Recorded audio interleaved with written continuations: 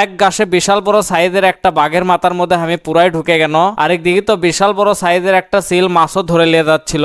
অন্যদিকে তো ব্যাং মামার মাথা পুরাই গরম, কারণ অনেকদিন ধরে এবার বৃষ্টি হচ্ছে না। আজকে সেরকম একটা গ্রামের ভিতর দিয়ে আমরা রওনা দিসনো নওগাঁর দিকে। আর এদিকে তো এক গ্রামের ভিতর দেখেই পারিচ্ছেন সেই সুন্দর ধান কাটা মারি চলিচ্ছে। তারপরে আমরা এক টান মারে সোজা চলে আসি নওগাঁ ব্রিজের উপর। আর এই ব্রিজটাই কিন্তু নওগাঁ জেলার মানুষের স্বপ্নের ব্রিজ। তারপরে আস্তে আস্তে নওগাঁ শহরের ভিতর ঢোকা শুরু করে দিল, বাট রাস্তাঘাটত সেরকম পরিমাণে জামও আসলো। আর তারপরে নওগাঁ শহর দেখা শেষ করে চলে আসি শিবপুর ব্রিজের উপর। এই ব্রিজের উপর দাঁড়া থেকে তো আমার একদমই বাড়ির যাবার মন যাচ্ছিল না, আবার ব্রিজের উপর থেকে সেই সুন্দর একটা রেস্টুরেন্টও দেখা যাচ্ছিল। আর তারপরে আমরা চলে আসি বশীপুর শখের পল্লী পার্কের সামনে। পার্কের ভিতর দিয়ে ঢুকেছিল আর মনে মনে ভাবিচ্ছিল কি ব্যাপার, এটি তো কোনো পার্কই না, এটা না পুরো একটা খোলা মাঠ। পরে মাটির রাস্তা দিয়ে আস্তে আস্তে সামনের দিকে যাওয়া শুরু করে দিল। আর তারপরে বাড়ালো সেই সুন্দর একটা পার্কের গেট। গেটের সামনে যাতেই আমার ভিতরে ঢোকার জন্য 50 টাকা দিয়ে একটা টিকিট কাটা লাগলো। আর মোটরসাইকেল গ্যারেজ করার জন্য আমার 20 টাকার একটা টিকিট কাটা লাগলো। আর টিকিট কাটা শেষ করে পার্কের ভিতর ঢোকা শুরু করে দিল আর চলে গেল সোজা হাতের বাম দিকে।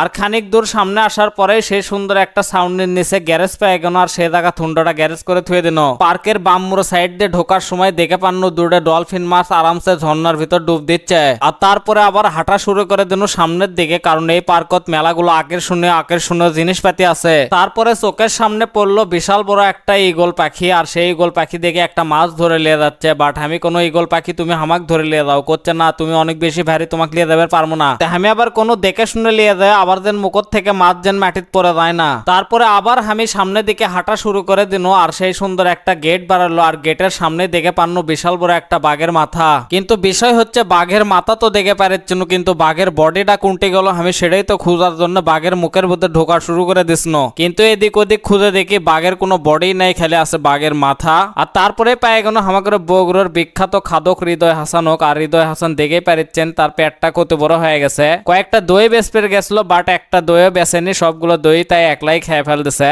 এবারে চলে আসলো এই পার্কের একটা ব্রিজের উপর। আর ব্রিজের উপর আসে দেখি দুটো পেঙ্গুইন সে সুন্দর করে দাঁড়িয়ে আছে। তারপরে একটা পুকুরের মধ্যে দেখে পান্ন একটা কাটুরিয়া কাঠ কাটিচ্ছে। আর অন্য দিক থেকে একটা পরিত সেই রকম করে জাদু মারিচ্ছে যাতে কাঠ আর না কাটে পারে। আর তারপরে দেখে পান্ন পুকুরের ধার দিয়ে সেই সুন্দর একটা ট্রেন। অবশ্য ট্রেনের ভিতরে একটা যাত্রীও নাই, কারণ যাত্রী বলতে আমি একজন আসনো। ট্রেন দেখা শেষ করে আবারও একটা গেটের সামনে চলে আসনো। আর গেটের সামনে দুটো কেবলই ফুল ফুটিচ্ছে। আর ফুলের সাইড দিয়ে লাগে গেছে দুটো প্রজাপতি, কারণ তার করে নাকি ফুল খাওয়াই লাগবে। তো আপনারা কে কে পার্কত বেড়াচ্ছেন তারা কিন্তু অবশ্যই কমেন্ট করে জানাবেন। আবার লাইক দেওয়ার কথা কিন্তু একদমই ভুলে যায় না। আবারও সেই সুন্দর একটা রাস্তা দিয়ে সামনের দিকে হাঁটা শুরু করে দিন। এর ভিতরে 4টে জিব্রা বাড়ালো। আর জিব্রা গুলো দেখেই পারিচ্ছেন বিকেল বেলা সেই রকম বাতাস খাচ্ছে পুকুরের ধারত। আরেকদিকে দেখেই পারিচ্ছেন বিশাল বড় একটা ডাইনোসরের এদিকে কাজ চলছে। অবশ্য এখনো পুরো কাজ কমপ্লিট হয়নি, তবে আশা করি খুব শীঘ্রই এই কাজটা হয়ে যাবে। আর অলরেডি কিন্তু দেখেই পারিচ্ছেন দুটো পাও কমপ্লিট হয়ে গেছে। আপনারা যদি নদীর ফিল লিভার চান তার জন্য কিন্তু সেই সুন্দর একটা স্পিড বোটও আছে, এটার চড়ে কিন্তু আপনারা নদীর ফিল্ডেও লিভার পারবেন। আর এই পার্কের আমার সব থেকে বেশি ভালো লাগছে এই পার্কের কিছু টেবিল চেয়ার গুলো, যেগুলো আসলে খুবই সুন্দর। আর এখন যে রাস্তাটা দেখে পারিচ্ছেন এই রাস্তা দিয়ে কিন্তু সেই সুন্দর একটা সুইমিং পুলের ভিতর যাওয়া লাগে।